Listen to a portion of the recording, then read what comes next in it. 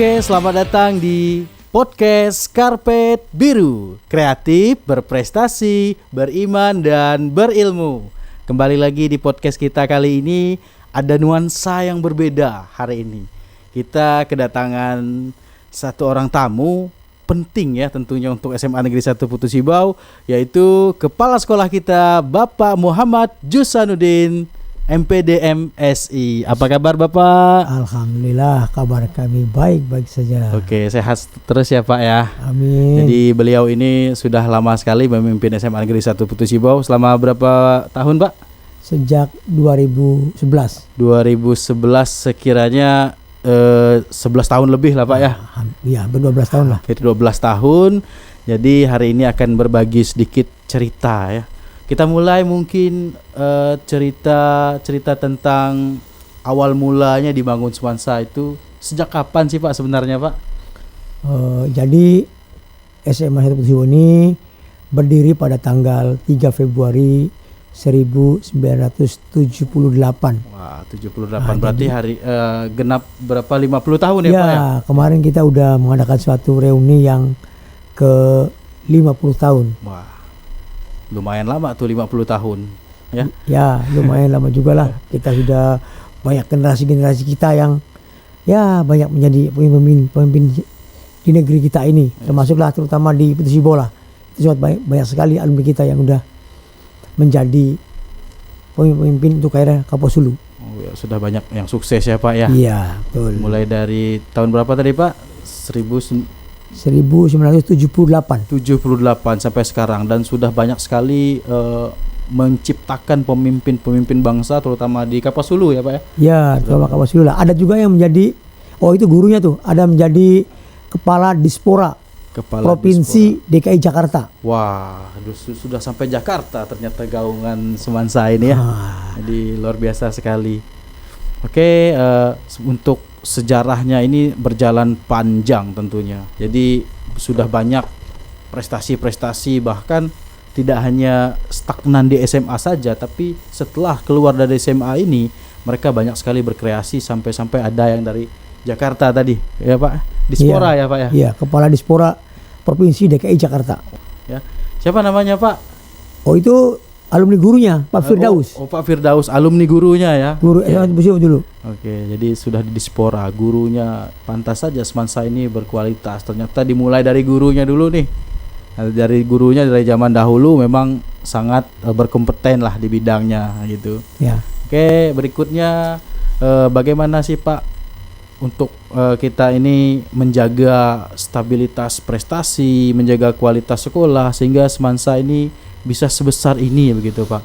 Itu strategi apa selama ini yang udah Bapak terapkan lah di sekolah ini? Yang jelas untuk bisa kita membangun sekolah ini kuncinya adalah satu, kebersamaan. Ya, Jadi kepala sekolah itu bukan pengambil keputusan, karena kebetulan di sekolah kita ini menganut sistem kolegial seperti itu. Jadi ada yang namanya unsur pimpinan sekolah sebagai pengambil keputusan tertinggi, terdiri dari kepala sekolah, 4 wakil kepala sekolah, dan 1 orang kepala tata usaha. Itu namanya unsur pimpinan sekolah yang mengambil keputusan tertinggi. Jadi tertinggi itu bukan tentang kepala sekolah. Dan kunci utama adalah kita selalu bekerja bersama-sama, baik itu bapak ibu guru, baik itu siswa, baik itu orang tua, baik itu lingkungan sekolah dan sebagainya. Karena kebetulan kita kemarin juga sudah rapat dengan perwakilan orang tua, kemudian Pak RT, siswa, bapak ibu guru, tata usaha dalam rangka pembuatan program sekolah. Ya, berarti semuanya berperan aktif lah Pak ya. Ya, jadi betul. bekerja sama, bermusyawarah untuk menemukan mufakat program apa saja yang akan diterapkan, sehingga jadilah SMA Negeri 1 Putu Sibau yang luar biasa ini berkat kerjasama dari seluruh elemen masyarakat, guru-guru, masyarakat di sekolah gitu kan. Pak RT pun dilibat ya Pak ya. Ya, Pak RT kemarin datang Pak RT. Datang gitu kan untuk merembukkan bagaimana sih program SMA Negeri 1 Putu Sibau. Jadi menurut saya wajar lah Pak ya, sekolah ini sudah banyak mengukir prestasi seperti yang di belakang ini ya Pak ya. Ini Ya, ini adalah contoh banyak prestasi kita ini. piala-piala capaian siswa dan guru, terutama siswa dan guru itu berkolaborasi sehingga menciptakan prestasi-prestasi. Ini jadi SMA ini terkenal dengan sekolah favorit nih Pak. Banyak juga yang nanya ke saya ini, mengapa sih kita harus memilih SMA ini gitu kan? Mengapa kita harus memilih SMA 1 gitu kan? Banyak yang nanya ke saya. Saya jawab lah, ya SMA 1 itu karena banyak mengukir prestasi, ya kualitasnya bagus. Tapi lebih ajeknya Bapak sajalah nih yang jawab. Mengapa sih kita harus pilih SMA Negeri 1 Putu Sibo Pak? Nah itu. Ya, itu kan ada beberapa hal sebetulnya ya. Kita yang membuat kita favorit itu adalah bukan kita. Jadi yang membuat favorit itu adalah dari masyarakat. Ya. Oh, S1 sekolah paling favorit. Apa sih? Sampai seperti itu muncul kata-kata seperti itu gitu lah. Ya. Kita bisa tinjau dari beberapa prestasi-prestasi yang dipunyai sekolah, baik siswa, guru maupun sekolahnya. Nah, kita mulai dari akreditasi lah ya. Ya. Sejak tahun 2005 sekolah kita ini sudah terakreditasi A, yaitu level yang sangat baik. Jadi levelnya A. Kemudian juga sekolah kita juga bisa kita lihat banyak alumni yang berhasil. Sebagian besar kepala dinas di Kapuasulu, bahkan Pasekdanya itu adalah alumni semasa tahun 85, ketua DPRD juga alumni Semansa. Jadi sudah banyak alumni Semansa yang berkecimpung di pemerintahan maupun di swasta. Sekarang Bos Puri aja alumni Semansa tuh. Bos Puri Kapuasulu ya Pak. Ya, itu alumni Semansa juga tuh. Jadi memang banyak prestasi-prestasi yang ditorehkan tidak hanya di unsur pemerintah tapi juga di swasta. Kemudian juga kita juga berada di ibu kota kabupaten letaknya, sehingga strategis untuk bisa mengembangkan apa-apa yang menjadi prioritas kita. Nah, kemudian juga prestasi kita juga sangat luar biasa, tidak hanya di tingkat kabupaten. Kalau di tingkat kabupaten kita paling menonjol lah, bahkan sampai tingkat nasional, provinsi dan sebagainya kita pernah menjuarai. Kita ambil contoh ya, untuk Paskibra nasional kita sudah 3 kali mewakili Paskibra ketika nasional. Bahkan salah satu Paskibra nasional kita sekarang menjadi Kadis Kominfo di Kapuasulu yang terbaru. Itu mantan alumni Paskibra nasional tuh, Bapak Hadi Pranata itu. Pak Hadi Pranata atau Pak Aan ya Pak. Ya, itu mantan Paskibra nasional tuh. Biasa. Kemudian juga kita pernah menjadi juara pertama tingkat nasional untuk pembuatan film pendek tentang PIP. Bahkan siswanya sekarang sudah kuliah di Universitas Brawijaya Malang. Wah. Itu lumayan tuh. Ketika di Jakarta hadiahnya 30 juta tuh. 30 juta nih. Bisa besar jadi tuh. inspirasi anak jurnalis nih Pak. Nanti harus buat video juga nih ya. Kita tuh sebenarnya di provinsi udah terkenal sebagai juara film pendek. Ya. Karena kita juga pernah juara ketiga nasional film pendek ketika pelantikan Pak Nadiem Makarim tentang pendidikan keluarga. Itu pun dipanggil ke Jakarta juga. Kemudian kita juga pernah menjadi juara ketiga nasional tentang debat bahasa Indonesia. Sehingga kita pun juga waktu itu mewakili provinsi. Itu yang tingkat nasional. Kemudian yang tingkat provinsi juga banyak nih. Kita pernah menjadi juara 1 the best speaker untuk lomba debat bahasa Indonesia tingkat Kalbar, dan mewakili Kalbar ke Banda Aceh waktu itu. Kemudian juga kita pernah menjadi pembicara terbaik debat bahasa Indonesia tahun 2018 dipanggil ke Jakarta. Kita juga pernah menjadi juara terbaik the best team debat bahasa Inggris, debat bahasa Indonesia, dan kita juga juara nasional. Kemudian kita pernah juga juara 1 untuk tingkat Kalbar, yaitu debat PAI yang terbaru, bahkan masuk grand final grup debat PAI tersebut. Nah, kemudian kita juga pernah juara ketiga provinsi untuk lomba 4 pilar kebangsaan waktu itu, diadakan oleh Menteri Pertahanan. Untuk kedokteran biasa Pemda juga kita udah ikut berpartisipasi mewakili kedokteran itu 17 dokter yang udah kita sumbangkan untuk Kapuas Hulu. Wah, 17 dokter nih.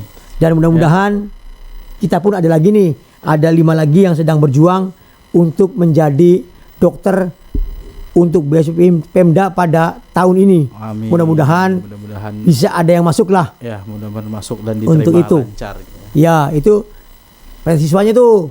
Ya. Ini gurunya hebat juga kita nih. Gurunya kita pernah menjadi finalis lomba guru tingkat nasional untuk mata pelajaran sejarah, yaitu Ibu Jaryanti tuh. Ibu Jaryanti. Wah, ya, Ibu Jaryanti itu mantap tuh.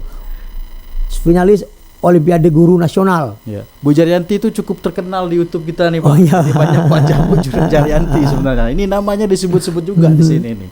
Ini memang wajar lah ya berprestasi. Ada lagi, Pak? Ada lagi Pak Abun. Pak Abun. Pak Abun itu pernah diundang ke Jakarta pada finalis The Best Practice.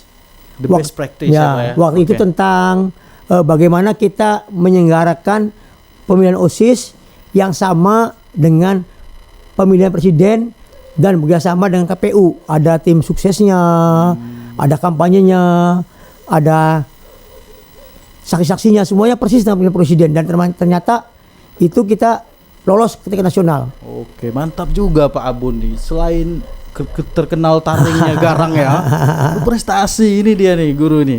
Ini guru saya juga nih, termasuk Bapak ini juga guru saya juga berprestasi semua nih. Lanjut Pak, ada lagi Pak? Ya, ada lagi.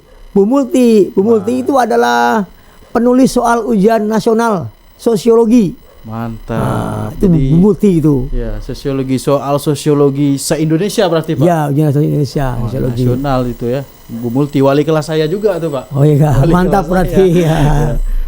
Ada lagi Pak? Ada lagi yaitu ini Bu Yeni Merdekawati. Bu Yeni Merdekawati. Bu Yeni ini menjadi TOT juri debat Bahasa Indonesia tingkat nasional. Wah, ini udah nasional juga, menilai orang secara nasional luar biasa juga. Juri debat bahasa Indonesia. Ya, Ibu Yeni Merdekawati. Ada 2 lagi, ini juga termasuk yang tingkat nasional karena dia tapi berkecimpung di pramuka. Ya. Yaitu Bu Ima dan Peji. Dia mengikuti kemampuan dasar pramuka di Bandung. Jadi tingkat nasional. KMD-nya di Bandung. KMD-nya di Bandung ya. Ya. Pantas pramuka kita di sini sangat keren dan maju. Pembina kita pelatihannya udah sampai Bandung. Selamat Pak Heri Ezi dan Bu Ima ya. Semoga bisa memajukan pramuka. Tapi saya rasa udah keren pramuka kita karena pembinanya luar biasa. Ada lagi Pak? Untuk prestasi sekolah ini kita ini menjadi sekolah rujukan dalam 3 tahun berturut-turut, yaitu pada tahun 2016, 2017 dan 18 itu kita menjadi sekolah rujukan yang ditunjuk oleh pusat, yaitu satu kabupaten dan 1 sekolah, dan kita terpilih sebagai sekolah terbaik waktu itu, diberi label sekolah rujukan pada tahun 2016, 17 dan 18. Dan kemudian pada tahun 2019 kita ngajukan proposal ke pusat, bertanding proposal untuk menjadi sekolah kewirausahaan. Alhamdulillah untuk Kalbar lolos 6 sekolah, termasuk kita lah yang lolos dari sekolah kewirausahaan, sehingga kita diberi bantuan waktu itu sebesar 100 juta. Wah, 100 untuk mengelola perusahaan di sekolah kita waktu itu. Dan yang terakhir tahun 2022 ini kita menjadi sekolah penggerak, yaitu sekolah yang terbaru, program terbaru, kurikulum baru, tesnya juga lumayan ketat sehingga kita lolos menjadi sekolah penggerak. Dan lagi yang tak kalah penting adalah jangan lupa prestasi kepala sekolahnya. Iya, prestasi kepala sekolahnya dulu nih sebenarnya tadi. Jadi kebetulan saya adalah juara ketiga tingkat provinsi untuk guru berprestasi. Saat saya jadi guru waktu itu tahun 2003. Saya jadi pertama juara 1 tingkat kabupaten, lalu maju ke provinsi, dan alhamdulillah kita juara 3. Dan kemudian saya menjadi juga juara 1 kepala sekolah berprestasi tahun 2013 yang mewakili Kalimantan ke Jakarta. Mantap nih, kepala sekolah terbaik rupanya udah diakui nih. Dan alhamdulillah waktu itu Ya. saya dipanggil Presiden SBY ke Jakarta. Wah, dipanggil presiden guys. Untuk mengikuti detik proklamasi tahun 2013. Oke. Mantap. Dan yang terbaru kemarin kemarin pula waktu bulan puasa kemarin Ya.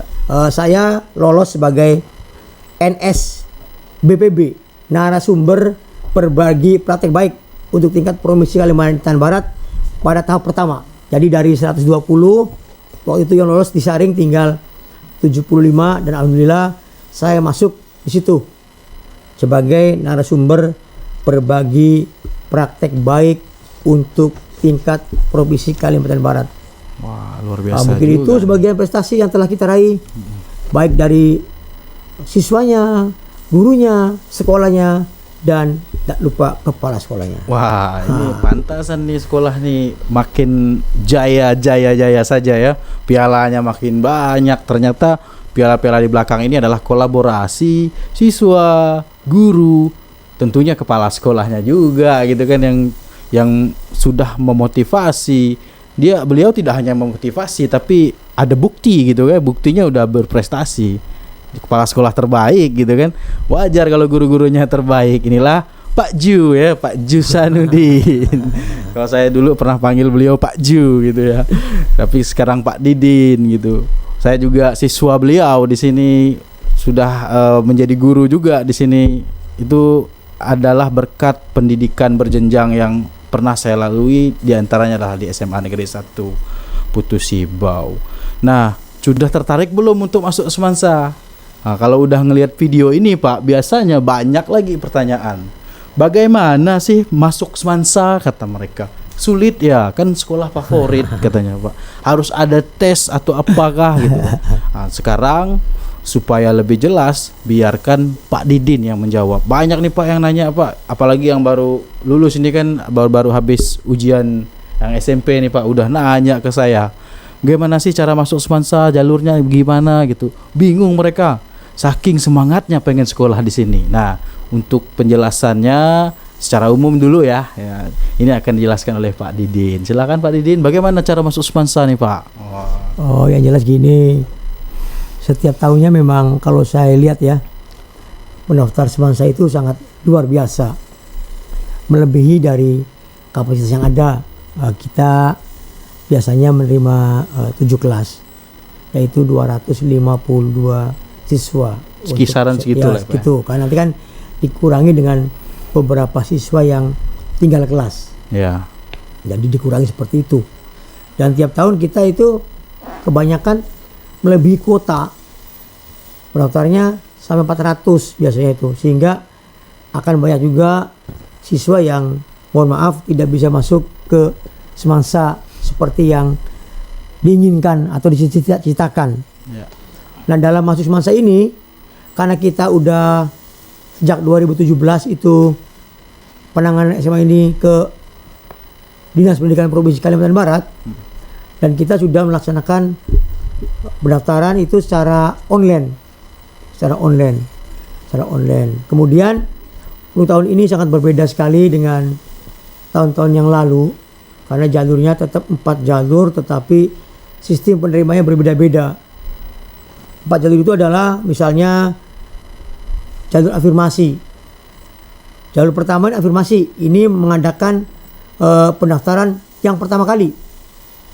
Kuotanya hanya 15%, diperuntukkan bagi keluarga yang tidak mampu, yang mempunyai KIP, kartu Indonesia Pintar, yang mempunyai KKS, kartu keluarga sejahtera, yang mempunyai kartu KPH, program keluarga harapan, dan juga termasuk dalam DTKS, data terpadu keluarga sosial.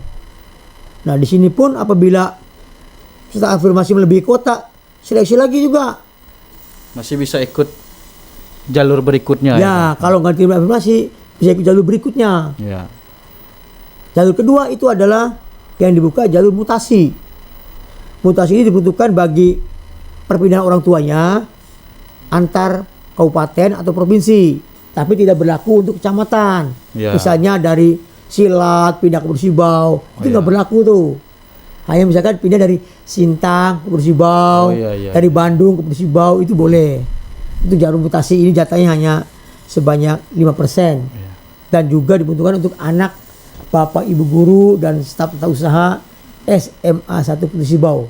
Anaknya boleh masuk jalur mutasi.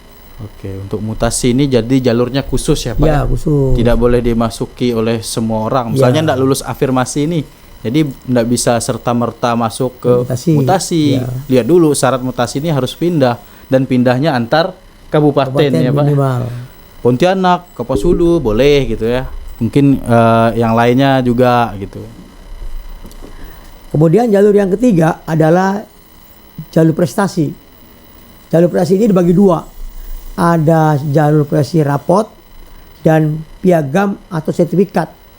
Jadi rapot ini diperuntukkan bagi siswa-siswa yang mempunyai nilai baik di rapotnya untuk 6 bidang studi, yaitu bahasa Indonesia, bahasa Inggris, matematika, IPA, dan IPS.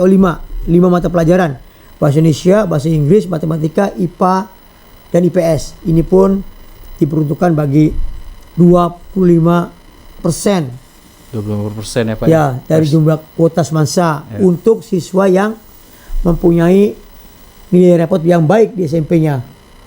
Kemudian yang berikutnya adalah jalur piagam. Jalur piagam seperti ini adalah diperuntukkan bagi siswa yang mempunyai prestasi lebih, diikut lomba-lomba. Ya. Misalnya lomba olimpiade mata pelajaran. Kemudian yang baru-baru ini porseni di kabupaten, SMP, juara bulu tangkis kah, juara badminton, sama ya. Oh, misalnya main bola gitu, main misalnya. Bola, untuk tingkatannya Pak? SMP tuh. SMP ya. Misalnya lomba apa tuh biasanya tuh? Fotografi, kan ada tuh kan? Iya.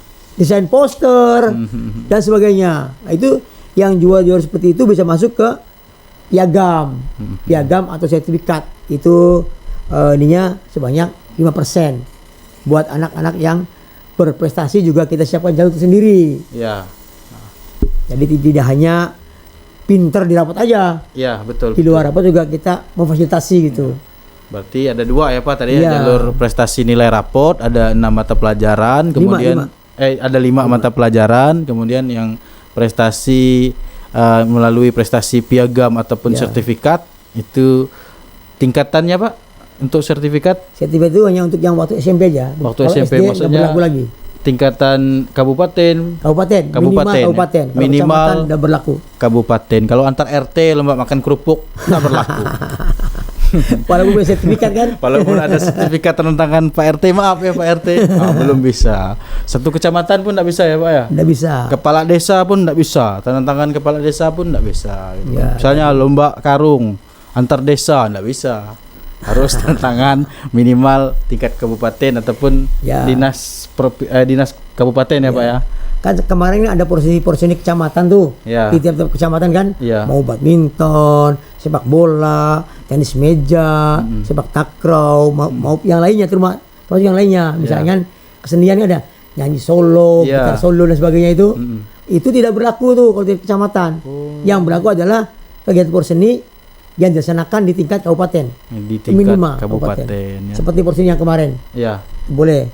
Oke, jadi hanya untuk minimal ya, kabupaten minimalnya. Jadi tidak boleh di bawah itu. Kalau provinsi lebih bagus lagi gitu. Apalagi nasional. Itu disarankan untuk masuk ke sini. Yang berikutnya Pak? Yang terakhir adalah jalur zonasi. Jalur zonasi ini 50% dari daya tampung semuanya. Ya, paling banyak lah zonasi ini.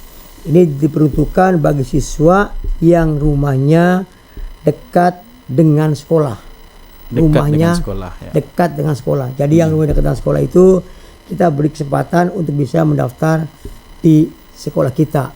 Jadi kita tidak bisa memastikan jaraknya sampai jauh di mana. Ya, kadang-kadang banyak yang nanya nih Pak. Sampai mana terimanya, sampai mana gitu. Kita kan itu enggak pasti ya Pak ya. Bergantung pendaftarnya dari berapa jumlahnya, berapa banyak orang yang dekat ke sekolah gitu ya Pak ya. Iya. Jadi enggak bisa ada patokan sampai mana. Misalnya sampai pasar pagi enggak bisa kita nentukan ya Pak ya. Karena tergantung pendaftarnya. Karena kita pernah tahun 2022 kemarin ya 21, 20, 19. 2019 itu kita pernah terjauh sampai dengan sekitar batalion. Oh, masuk ya Pak? Masuk waktu itu. Terakhir di batalion masuk. Nah cuman yang terakhir tahun 2002 tahun lalu, itu batasnya hanya 2,6 km. Wah. Jadi kampung prajurit, mohon maaf, yang di jalur apa tuh? Hasanuddin. Itu udah bisa masuk tuh. Ada yang nggak kena gitu. Ya, karena kebetulan pendaftarnya adalah di sekitar sekolah semua, banyak daftar sekitar sekolah.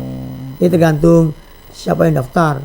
Ya, tergantung siapa yang daftar, siapa yang dekat gitu ya. Dekat rumah, yang dekat rumah gitu kan. Nggak ada patokannya, kita nggak bisa mengarahkan untuk daftar zonasi semaunya karena ini nggak tentu gitu. Tiap tahun berbeda. Jadi harus ada persiapan lah gitu ya untuk siswa-siswa yang ingin masuk. Tapi nanti lebih lengkapnya ada ya Pak. Kita sediakan di channel kita ini tutorial PPDB online SMA Negeri 1 Putu Sibau. Nanti akan kita keluarkan Pak betul. di channel ini untuk memudahkan para pendaftar agar masuk menggunakan platform online yaitu PPDB online Kalimantan Barat. Jadi bukan semansa nih yang buat itu ya Pak ya. Yang buat sistemnya bukan SMA Negeri 1 Putu Sibau. Kita semua ke Provinsi Kalimantan Barat. Kita dapat dari Provinsi Kalimantan Barat dan hanya melaksanakan tugas kita sebagai operator sekolah, mungkin panitia-panitia lah yang di sekolah. Jadi kami ini hanya mengikuti arahan lah seperti itu. Jadi intinya itu kita sekolah hanya sebagai panitia pelaksana. Yang tentukan diterima atau tidaknya di Semansa adalah bukan sekolah, tapi online dari pusat, dari aplikasinya seperti apa sih yang bisa diterima. Sekolahnya menjalankan ketentuan-ketentuan yang telah digariskan oleh Dinas Pendidikan Provinsi Kalimantan Barat. Oh harus begini gitu. Oh ini valid, oh ini tidak valid. Nah, itulah kita hanya sebagai pelaksana untuk PPDB online ini. Semuanya yang tentukan adalah Dinas Pendidikan dari Provinsi Kalimantan Barat. Oh ya, semuanya ditentukan oleh dinas. Jadi kita hanya melaksanakan tugas sebagaimana. Oke, hari ini mungkin Bapak ada kesibukan lain ya. Terima kasih Bapak sudah hadir di podcast Karpet Biru. Ya, semoga nanti bisa menjadi inspirasi anak negeri gitu ya. Di sini juga tempat wadah-wadah nih Pak. Kita nanti siswa yang berprestasi baik dari dalam ataupun dari sekolah boleh nih mampir ke sini. Tinggal konfirmasi ke ketua jurnalis aja gitu kan ke sini. Nanti kita undang diwawancarai supaya dapat menginspirasi semua anak negeri. Terima kasih banyak nih Pak atas kehadirannya. Semoga Bapak sehat selalu. Amin. Semoga Bapak memimpin Semansa agar lebih baik lagi gitu ya Pak. Sekolah penggerak gitu kan. Kita sekarang udah sekolah penggerak. Dan ini program yang baru dicanangkan oleh pemerintah, tapi SMA Negeri 1 Putu Sibau yang sekolah pertama ya Pak ya? Di Kapuas Hulu pertama, tapi kita angkatan yang kedua standar nasional. Ya, angkatan kedua standar nasional ya Pak. Kemudian kita juga sekolah SMA pertama kali yang mungkin akan menjadi panutan, insya Allah ya, panutan untuk sekolah-sekolah lainnya. Dan besok kebetulan pengumuman lomba perpustakaan tuh besok tuh. Ya, mohon doanya karena besok pengumuman lomba perpustakaan. Kebetulan kita diundang untuk menerima hadiah juara berapa kita belum tahu tuh. Oke. Semoga juara 1 lah Pak ya. Amin. Oke, terima kasih Bapak atas kehadirannya. Sama-sama. Terima kasih. Ayo. Semansa hebat. Ya, Semansa hebat. Sampai jumpa di podcast berikutnya, masih di podcast Karpet Biru, kreatif, berprestasi, beriman dan berilmu. Sampai jumpa di podcast berikutnya. Dadah.